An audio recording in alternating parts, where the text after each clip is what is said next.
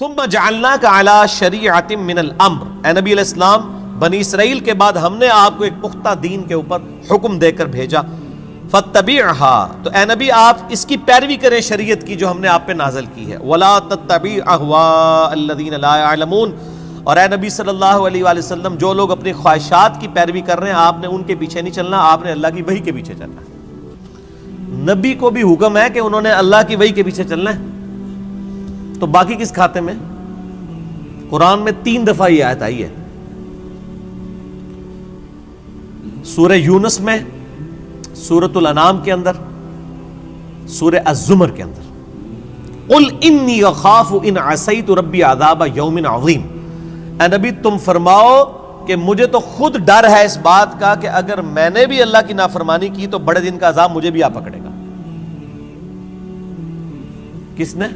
نبی صلی اللہ علیہ وسلم۔ یہ باتیں اس لیے کہلوائی گئی، حالانکہ نبی علیہ السلام تو اللہ کے محبوب ہیں، صرف اس لیے کہلوائی گئی کہ تاکہ بعد میں کوئی بندہ تکبر کے ساتھ معاملات کو کلیم نہ کرنا شروع کر دے کہ جی یہ بزرگوں تو نماز کی ضرورت ہی نہیں، اللہ تک پہنچ چکے نا۔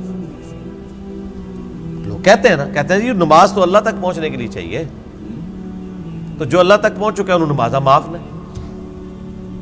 یہ اس لیے یہ باتیں بتائی گئی تاکہ کوئی تکبر کا جملہ نہ بولے، ڈرتا رہے۔ میں نے کئی دفعہ عرض کیا کہ آپ دیکھیں شیخ عبد القادر جیلانی رحمہ اللہ کی طرف کتنا بڑا جھوٹ منسوب کیا گیا، وہ قصیدہ غوثیہ ایک، جس کے اندر لکھا ہے تمام اولیاء کی گردن پہ میرا پاؤں ہے۔ سر یہ جو جملہ ہے نا کہ تمام اولیاء کی گردن پہ میرا پاؤں ہے، یہ کوئی مسلمان نہیں بول سکتا، ولی تو چھوڑ دیں، یہ شیخ عبد القادر جیلانی پہ جھوٹ باندھا گیا، انہوں نے نہیں کہیں کہا، یہ قصیدہ غوثیہ ہے ہی جھوٹ ہے، انہوں نے نہیں لکھا۔ اللہ کا نیک بندہ تو ہر وقت ڈرتا رہتا ہے، وہ یہ فرعونی الفاظ یہ تو فرعون بولے گا کہ میرا لوگوں کے گردن پہ پاؤں ہے۔ کیا حضرت ابوبکر صدیق نے کہیں بولا ہے یہ کہ تمام صحابہ کی گردن پہ میرا پاؤں ہے؟ صحابہ کے سردار کون ہے؟ ابوبکر صدیق۔ یہ کہتے ہیں عبد القادر جیلانی اولیاء اللہ کے سردار ہیں۔ اگر وہ سردار ہیں تو اس قسم کا فرعونی جملہ بولیں گے کہ اولیاء کی گردن پہ میرا پاؤں ہے؟ استغفر اللہ۔ یہ جملہ بولتے ہی بندہ اپنے ایمان کی فکر کرے، یہ سب کا سب فراڈ ہے، یہ ہے ہی جھوٹ ہے، انہوں نے نہیں بولا۔ انہوں نے جو کچھ بولا ہے وہ میں آپ کو بتاتا ہوں۔ ان کو کسی نے آ کے بتایا کہ عبد القادر عید کا چاند نظر آ گیا، انہوں نے کہا میری عید تو اس دن ہوگی جس دن میں اپنا ایمان بچا کے قبر میں اتر جاؤں۔ سر جو اللہ کا ولی ہوتا ہے اس کو اپنی فکر لگی رہتی ہے، وہ اتنا اکڑ خون نہیں ہوتا کہ لوگوں کو کہتا پھرتا ہے، یہ سب جھوٹ ہے۔ اور جو انسان اپنا پیشاب نہیں روک سکتا کوئی جملہ بول سکتا ہے کہ تمام اولیاء کی گردن میں میرا پاؤں ہے؟ دنیا کا کوئی ولی، کوئی بزرگ اپنا پیشاب روک سکتا ہے؟ Not at all. اگر کوئی ہے تو آئیں، لائیں، ہمارے سامنے پیش کریں، پیشاب روک کے بتائے کچھ۔ انسان تو اتنا کسپرسی کیا حالت ہے۔ اسی لیے دیکھیں کہ آپ لوگ جب بیمار ہوتے ہیں آپ کو اٹھا کے ان کے پاس لے جاتے ہیں، اور یہ لوگ بیمار ہوتے ہیں تو یہ شفا انٹرنیشنل میں علاج کرا رہے ہوتے ہیں۔ آپ کے جب پیر صاحب بیمار ہوتے ہیں ان کو اسپتال نہ لے کے جایا کرو، ان کو بھی پھر کسی مزار پہ ہی لے جایا کرو نا، نہیں لے کے جاتے۔ یہ آپ کو انہوں نے چکر چلائے ہوئے سارے، ان کو پتہ ہے کچھ نہیں ہونا۔ میں تو جتنے بڑے بڑے ادھر دیکھتا ہوں نا، سب کے آپریشن ہاسپٹلس میں ہو رہے ہوتے ہیں، اور عام ہاسپٹل میں نہیں، آغا خان ہاسپٹل میں، شفا انٹرنیشنل میں، جدھر ہم لوگ تو ایک دن کی فیس نہیں دے سکتے۔ تو سر یہ تو بزرگ ہیں نا، یہ کیوں اسپتالوں میں علاج کراتے ہیں؟ یہ تو لوگوں کو پھوکے مار کے صحیح کر رہے ہوتے ہیں، اپنے آپ کو بھی ٹھیک کریں۔ اپنا پیشاب بند ہوتا ہے، اپنے گردے خراب ہوتے ہیں تو ٹھیک کریں نا پھوک مار کے۔ ڈاکٹروں کے پاس کیوں جاتے ہیں؟ پھر تو اس کا مطلب یہ کہ ڈاکٹر ان سے بڑے بزرگ ہیں نا، جو بزرگوں کو بھی ٹھیک کر رہے ہیں۔ ٹھیک ہوگا؟ وہ سب اللہ کے بندو گیم چلائی ہوئی ہے۔ اللہ سے مانگے، اسباب اختیار کریں۔ دوائی کرنا سنت ہے اور دوائی پہ یقین نہ رکھنا فرض ہے۔ اسباب آپ نے اختیار کرنے ہیں۔ پانی کے بغیر پیاس نہیں بجھے گی، یہ سبب ہے، لیکن پانی پینے کے بعد بھی کوئی گارنٹی نہیں کسی کی پیاس بجھ جائے۔ گنہگار بندے کی موت کا وقت قریب آتا ہے نا، تو روایتوں میں آتا ہے کہ اسے اگر سمندروں کا پانی بھی پلا دیا جائے نا، اس کی پیاس نہیں بجھے گی۔ جب اللہ ہی نے پیاس نہیں بجھنے دینی تو سبب یہی اختیار کریں گے، لیکن نظر مسبب الاسباب پہ۔ اللہ اکبر. انہم لن یغنوا عنک من اللہ شیئا، یہ لوگ اللہ کے مقابلے پر اے نبی علیہ السلام آپ کو کچھ فائدہ نہیں پہنچا سکتے. وَإِنَّ الظَّالِمِينَ بَعْضُهُمْ أَوْلِيَاءُ بَعْضٍ، اور ظالم لوگ بعض کے دوست ہیں. وَاللَّهُ وَلِيُّ الْمُتَّقِينَ، جبکہ اللہ جو ہے وہ پرہیزگاروں کا دوست ہے. جس طرح کافر ایک دوسرے کو سپورٹ کرتے ہیں، اللہ تعالیٰ بھی اپنے بندوں کو سپورٹ کرتا ہے. لیکن وہ اللہ کا بندہ بنے، فرعون نہ بنے. اللہ کا بندہ کون ہوتا ہے؟ جو لوگوں کو اللہ کے ساتھ جوڑتا ہے، جو اپنے ساتھ جوڑے، اپنی عبادت کروائے، اپنے سامنے جھکوائے، اپنے پاؤں چموائے. وہ تو اپنی عزت کروا رہا ہے. ترمذی میں حدیث ہے، انس بن مالک کہتے ہیں کہ نبی علیہ السلام کے استقبال میں ہم کھڑے نہیں ہوتے تھے، کیونکہ آپ نے منع کیا تھا. اب ہم اس کو برا سمجھتے تھے. ہزاروں صحابہ کی موجودگی میں نبی علیہ السلام تشریف لاتے تھے، آپ کے استقبال میں کوئی نہیں کھڑا ہوتا تھا. یہاں ایک چھوٹا سا یعنی لوگوں کا بنایا ہوا بزرگ جو لوگوں کے نذرانے پہ اپنی گاڑی چلا رہا ہوتا ہے، لوگوں کے نذرانے پہ اس کی گزر بسر ہو رہی ہوتی ہے، وہ کسی مسجد میں چلا جائے، لوگ کھڑے ہو کے نعرے مارنا شروع کر دیتے ہیں. اور کدھر نعرے مارے ہوتے ہیں؟ مسجد میں.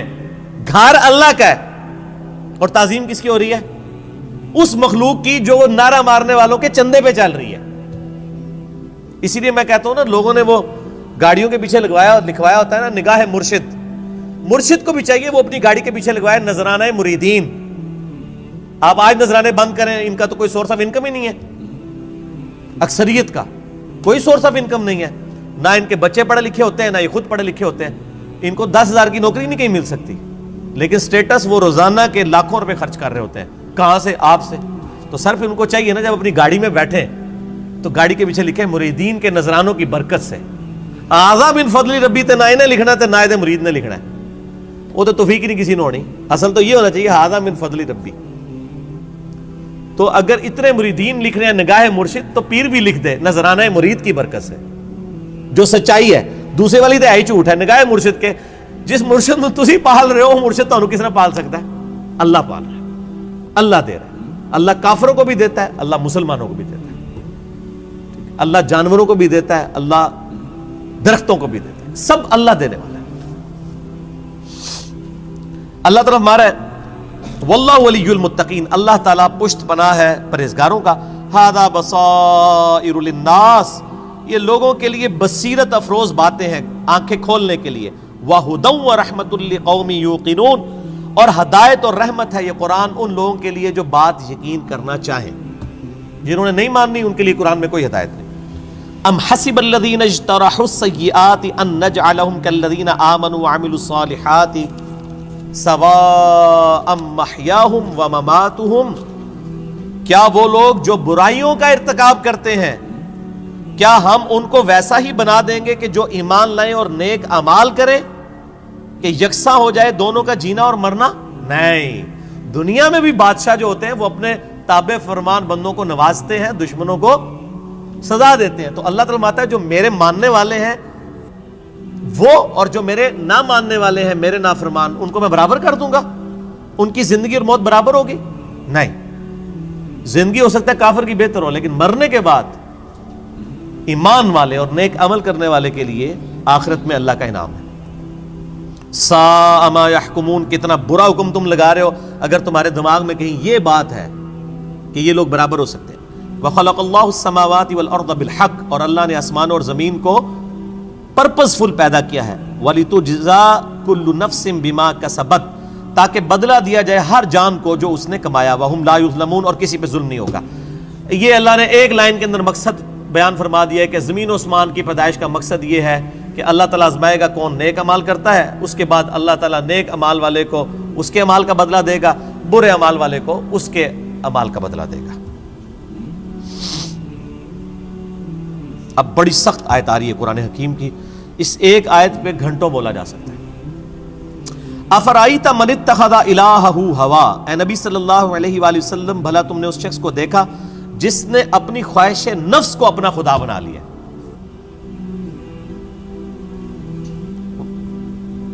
وَأَضَلَّهُ اللَّهُ عَلَىٰ عِلْمٍ، اور اللہ نے اس کے علم کے باوجود اسے گمراہ کر دیا. وَخَتَمَ عَلَىٰ سَمْعِهِ وَقَلْبِهِ، اور اللہ نے اس کے کانوں پر اس کے دل پر مہر لگا دی ہے، وجعل علی بصرہ اور اس کی آنکھوں پر غشاوہ پردہ ڈال دیا ہے۔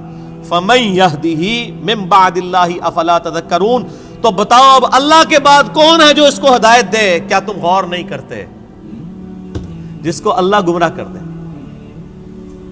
من یہدہ اللہ فلا مضل لہ، جسے اللہ ہدایت دے اسے گمراہ نہیں کر سکتا، ومن یضلل فلا ہادی لہ، اور جسے اللہ گمراہ کر دے اسے کوئی ہدایت نہیں دے سکتا۔ تو اللہ تعالیٰ فرما رہا ہے کہ ایسا شخص جو اپنی خواہش نفس کی پیروی کرتا ہے، تو اگرچہ اس کے پاس علم بھی ہوتا ہے پھر بھی وہ بہرا، اندھا اور گونگا ہو جاتا ہے، حق بات قبول نہیں کرتا، کیونکہ اللہ اسے گمراہ رہنے دیتا ہے کہ اس کے پاس علم تھا، اس کے باوجود اس نے اس علم کا فائدہ نہیں اٹھایا۔ ایک بندے کے پاس علم ہے کہ اگر میں بلڈنگ کے 10ویں فلور سے باہر چھلانگ لگاؤں تو مر جاؤں گا، یہ پتا ہے ایک بندے کو، وہ پھر بھی چھلانگ لگا دیتا ہے، تو پھر کیا ہوگا؟ مر جائے گا۔ یہی حال اس شخص کا ہے کہ جس کو قرآن و سنت کا علم دیا گیا لیکن اس پہ عمل نہیں وہ کر رہا، اسے ہم کہتے ہیں قرآن میں لکھا ہے ایاک نعبد و ایاک نستعین، صرف اللہ ہی کو پکار، وہ کہتا ہے نہیں، میرے بابے کہتے ہیں بابوں کو پکارو۔ اب علم تھا اس کے پاس، گمراہ ہو گیا، اللہ کی بات نہیں مانی۔ ایک بندے کو بتایا بھی بخاری مسلم میں نماز کا طریقہ رکوع میں جاتے وقت اور رکوع سے اٹھتے وقت رفع الیدین کے ساتھ لکھا ہے، نہیں مانا۔ ایک بندے کو بتایا کہ تم ہر مہینے 11ویں دیتے ہو، جبکہ 11ویں والے پیر کی جو اپنی کتاب ہے غنیت الطالبین، اس میں نماز کا طریقہ وہی لکھا ہے جو بخاری مسلم میں لکھا ہوا ہے، وہ کہتا ہے میں نے رفع الیدین نہیں کرنا۔ تو ضد کا تو کوئی علاج نہیں ہے۔ یہ وہ لوگ ہوتے ہیں جو علم کے باوجود گمراہ ہو جاتے ہیں۔ علم ہے، اسی لیے ہم اکثر وہ لوگ کہتے ہیں وہ ایڈے بڑے وہ مولویوں کو نہیں پتہ لگا، وہ پاگل نے، تو ہمیں پتہ سمجھ آ گیا۔ تو ان کو بتائیں، آپ جن علماء کہہ رہے ہیں اتنے بڑے بڑے، آپ کے مخالف اپنے علماء کو اتنے بڑے بڑے کہتے ہیں اور آپ کے علماء کو جاہل کہتے ہیں۔ بریلوی دیوبندیوں کو گستاخ رسول کہتے ہیں کہ نہیں؟ تو کیا دیوبندیوں کے علماء علماء نہیں ہیں؟ اور دیوبندی بریلویوں کے علماء کو مشرک کہتے ہیں کہ نہیں؟ تو کیا بریلویوں کے علماء علماء نہیں ہیں؟ سنی شیعہ کے علماء کو، شیعہ سنیوں کے علماء کو، اہل حدیث ان کو، یہ سارے اہل حدیث کو گمراہ کہتے ہیں کہ نہیں؟ ہم کہتے ہیں شاید ساری صحیح کہہ رہے ہو، لگ ایسا ہی رہا ہے کہ آپ اپنے آپ کو کتاب و سنت کے سامنے پیش کرنے کے لیے تیار ہی نہیں ہو۔ اگر کسی کو بات پتہ چلے وہ اللہ کا شکر ادا کرے، جی میرے تک بات پہنچ گئی، مجھے اس سے کوئی غرض نہیں ہے کہ دنیا کیا کر رہی ہے، مجھے صرف اس چیز سے غرض ہے کہ میرے نبی نے کیا مجھے حکم دیا ہے صلی اللہ علیہ وآلہ وسلم۔ اور نبی جو امت کو دے کے گئے ہیں کوئی بابا نہیں دے کے گئے۔ حجۃ الوداع کے موقع پہ کیا فرمایا؟ میں اپنے بعد تم میں 2 چیزیں چھوڑ کے جا رہا ہوں، کیا 2 بابے، 2 مولوی، 2 شیخ القرآن، 2 بزرگ، 2 صوفی؟ نہیں، کہا اللہ کی کتاب، اس کے نبی کی سنت، اس کو پکڑو گے ہدایت پہ رہو گے، اس کو چھوڑ دو گے گمراہ ہو جاؤ گے۔ تو دین تو یہ ہے۔ ایک بندہ آپ کو قرآن سکھا تو رہا ہے لیکن خود قرآن پہ عمل نہیں کر رہا، تو اس کا قرآن کا سکھانا کیا ہے؟ میں آپ کو کلمہ پڑھا کے مسلمان کر دوں، جب آپ مسلمان ہو اور میں آپ کو بتاؤں کہ یہ اللہ کی کتاب ہے، آپ کتاب کھول کے مجھے کہیں گے آپ نے مجھے مسلمان تو کیا ہے لیکن اس کتاب میں جو کچھ لکھا آپ تو اس پہ عمل ہی نہیں کر رہے، تو آپ اس کو کیا یہ کہیں گے کہ میں تو کلمہ پڑھایا اس واسطے میں جو کہوں گا وہی صحیح ہے، یہ کہیں گے یا قرآن کو مانیں گے؟ کلمہ پڑھانا تو اپنی جگہ ہے، بخاری مسلم حدیث ہے اللہ تعالیٰ فاسق سے، بدکار شخص سے بھی دین کا کام لے سکتا ہے۔ اگر کسی نے کسی کو کلمہ پڑھایا یہ اس کی بزرگی کی دلیل نہیں ہے۔ اگر کوئی کہتا ہے آج ڈاکٹر ذاکر نائک نے ہزاروں لوگوں کو کلمہ پڑھایا ہے، بریلوی دیوبندی اس کو بزرگ کیوں نہیں مان لیتے؟ پھر تسی بھی جھوٹ مارنے بند کر دو، 90 لاکھ نو کلمہ پڑھایا ہے، ادو تو 90 لاکھ بادی کوئی نہیں سی۔ اگر آپ نے کلمہ پڑھانے کو کسی کی بزرگی ماننا ہے تو ڈاکٹر ذاکر نائک نے ہزاروں لوگوں کو کلمہ پڑھایا ہے نا، تو کیا بریلوی دیوبندی اور شیعہ مان لیں گے اسے بزرگ؟ تو سر بریلوی دیوبندی اگر اپنے بابوں کو کہتے ہیں اتنوں کو کلمہ پڑھایا تو تسی بھی اپنے بوجھے چ رکھو، پھر وہ کہنے کے نہیں جی کلمہ پڑھانے والا کیا ہوتا ہے تے وہ بد عقیدہ ہے نا، تو سر تسی بھی تواڈے کلمہ پڑھانے والا کیا ہوتا ہے، تواڈے بھی اگر بد عقیدہ نے تو کوئی فرق نہیں پڑتا۔ فرق کس سے پڑتا ہے؟ قرآن و سنت سے۔ اللہ کے نبی کے قدموں تک پہنچو، کسی بابے کے قدموں تک نہیں۔ اس لیے فرمایا تم میں 2 چیزیں چھوڑ کے جا رہا ہوں، اللہ کی کتاب، اس کے نبی کی سنت، قیامت تک کے لیے 2 چیزیں، جو اس پہ عمل کرے گا ہمارے سر کا تاج ہے، اور جو عمل نہیں کرتا گستاخ رسول ہے، اصل میں گستاخ وہ ہے۔ ٹھیک ہو گیا جی، آگے چلیں۔ اللہ تعالیٰ فرماتا ہے وَقَالُوا مَا هِيَ إِلَّا حَيَاتُنَا الدُّنْيَا، اور یہ لوگ تو کافر کہتے ہیں کہ بس دنیا کی زندگی ہے، نموت وَنَحْيَا، ہم اسی میں مرتے ہیں اور جیتے ہیں، وَمَا يُهْلِكُنَا إِلَّا الدَّهْرُ، اور ہمیں جو ہلاک کرتا ہے نا وہ زمانے کی گردش کرتی ہے، یعنی جب ٹائم پورا ہوتا ہے تو ہم مر جاتے ہیں، کوئی یہ زندگی موت کا نظام کسی خدا نے کنٹرول نہیں کیا ہوا، نہ قیامت قائم ہونی ہے، نعوذ باللہ۔ وَمَا لَهُم بِذَلِكَ مِنْ عِلْمٍ، حالانکہ ان کے پاس علم کی رتی بھی نہیں ہے، اگر ان کے پاس علم ہوتا تو ان کو پتا چلتا یہ نظام کسی کے بنانے سے بنایا گیا ہے۔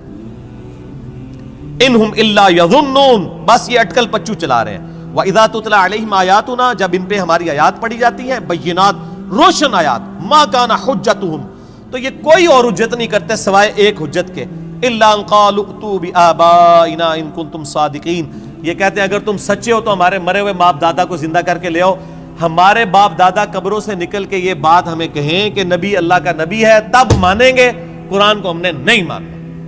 یہ کافروں کی دلیل تھی، اور یہ ساری کافروں والی روش آج بھی جاری ہے۔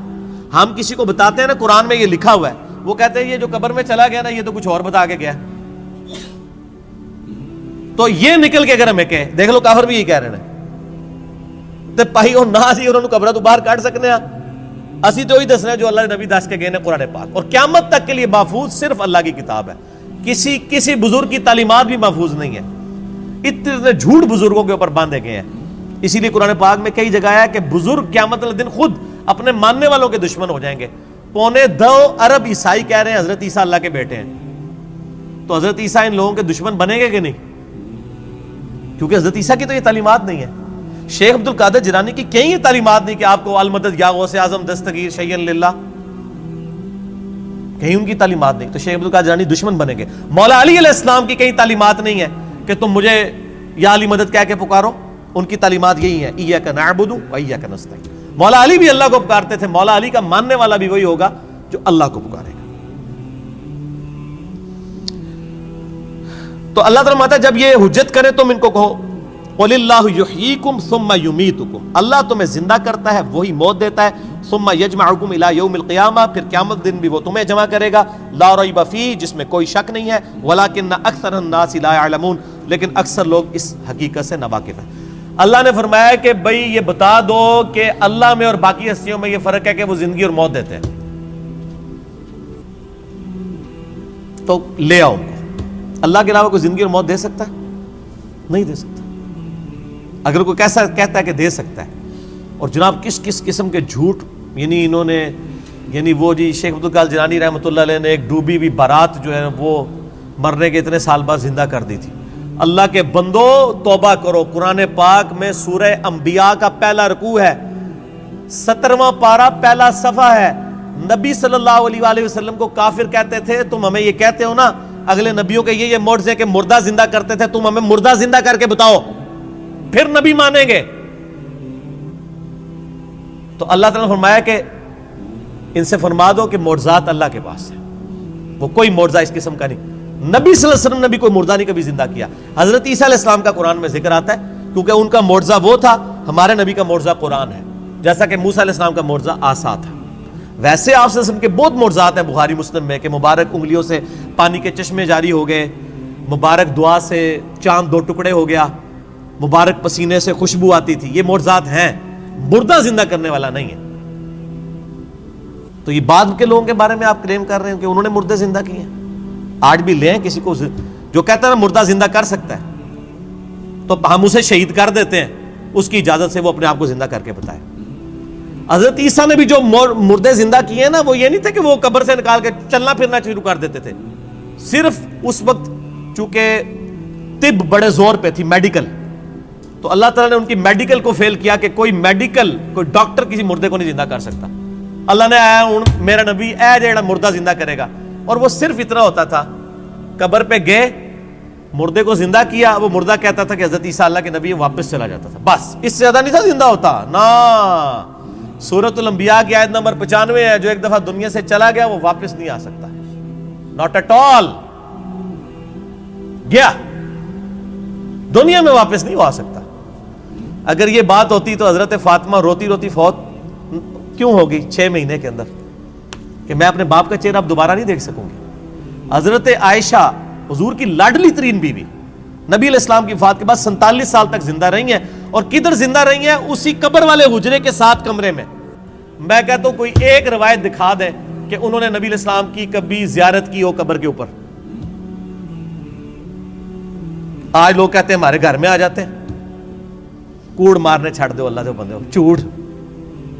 سب سے زیادہ اگر کوئی حقدار تھا تو حضرت فاطمہ تھی, حضرت عائشہ تھی, مولا علی تھے. ان سے کوئی آپ کو بات نہیں ملے گی. یہ جتنی آپ کو باتیں بتاتے ہیں نا ساری بزرگ بابوں سے بتاتے ہیں, آپ کو حضرت ابوبکر کی کرامت نہیں بتا رہے ہوں گے اس قسم کی, تو کیا ہوتی نہیں ہے کرامت. ہم مانتے ہیں کرامت صرف یہ ہے کہ کسی کی دعا کی برکت سے کچھ ہو جائے, مرضی اللہ کی. کوئی کر کے نہیں دکھا سکتا, کوئی کر کے دکھا سکتا ہے تو میں نے کئی بار چیلنج کیا ہے, کوئی زندہ یا مردہ بزرگ میں اپنا انجینئرنگ کا فارمولہ لکھ کے دیتا ہوں, وہ دیکھ کے پڑھ کے بتا دے.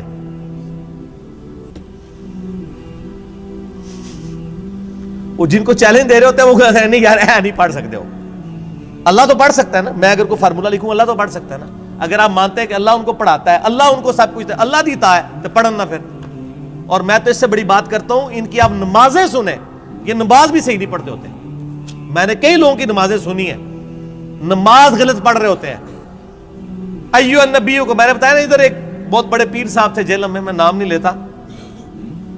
ایک دن میں نے ان کی نماز سنی, ہم وہ بھی شغل ملے میں بیٹھ گئے نماز سنانے کے لیے. نماز میں پڑھ رہے السلام علیکہ ایھا النبیو. مرید ہزاروں ہیں جن کو انہوں نے جنت میں لے کے جانا ہے, نماز ایھا النبیو 25-30 بندوں کی موجودگی میں.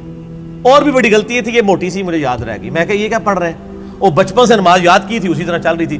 باقی عین ہا تو ہے ہی کوئی نہیں تھا نا, وہ تو چھڈ ہی دو, وہ تو میں گل ہی نہیں کہ میں زبر زیر کی غلطیاں. ایھا النبیو. اور یہ وہ ہیں جو کہہ رہے ہیں اسی جناب تہاڈا بیڑا تار دینا. نماز نہیں آتی, دعوے. میرے پاس کئی لوگ آتے ہیں نہیں وہ ہمارے سلسلے میں بیعت ہو جائیں. میں نے کہا آپ کا پیر مجھے صرف یہ 17 اذکار جو فرض نماز کے بعد کے ہیں نا وہ مجھے زبانی سنا دے, میں بیعت ہو جاؤں گا. آج تک دنیا کا کوئی پیر سامنے نہیں آیا. 17 اذکار ہیں فرض نماز کے بعد. لوگوں کو کتنے آتے ہیں؟ 4 یا 5. آیت الکرسی, تسبیح فاطمہ, اللہ اکبر, استغفر اللہ, اللہم انت السلام. تہاڈی تے گنتی مک جانی ہے 5 تو بعد. اے 17 اذکار لکھے ہوئے گرین کارڈ پہ جو نبی صلی اللہ علیہ وسلم کرتے تھے, دنیا کے کسی پیر کو نہیں آتے. وہ 24 اذکار بلو کارڈ پہ لکھے ہوئے ہیں جو صبح و شام کے اذکار ہیں نبی علیہ السلام کے. کتنی کتنی مشکل دعائیں ہیں بخاری مسلم میں, کسی پیر کو نہیں آتی ہیں. میں اس سے بڑا چیلنج کہتا ہوں یہ دیکھ کے پڑھ کے بتا دیں. یہ اتنی مشکل عربی ہے کہ جس نے پہلی دفعہ پڑھی ہو وہ اس کو ایک دفعہ پڑھ کے صحیح پڑھ ہی نہیں سکتا. ابھی تک تو سارے فیل ہوئے ہیں. تو پھر یہ کہنا کہ ہم لوگوں کو نبی علیہ السلام تک پہنچاتے ہو, تسی آپ تک پہنچے کوئی نہیں ہوئے اللہ دے بندے ہو. نبی علیہ السلام تک وہ پہنچا ہوا ہے جو نبی علیہ السلام کے طریقے پہ ہے, جو آپ نے فرمایا ہے, جو آپ نے وظیفے بتائے ہیں.